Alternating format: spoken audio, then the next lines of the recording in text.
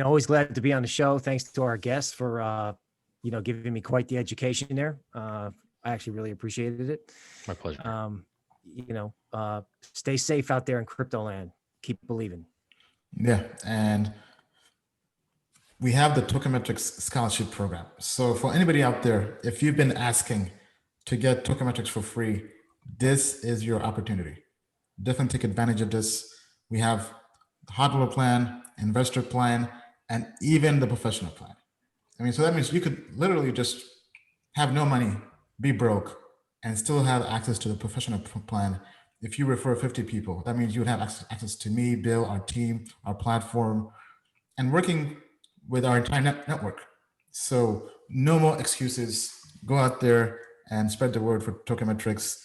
And our models are very bullish on Bitcoin, which is rare. Last time they were that bullish on Bitcoin was when Bitcoin dropped below 4K.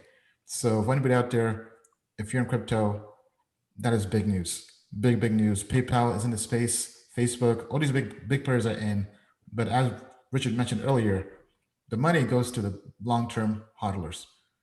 Yes, it's nice to trade in and out, which is good.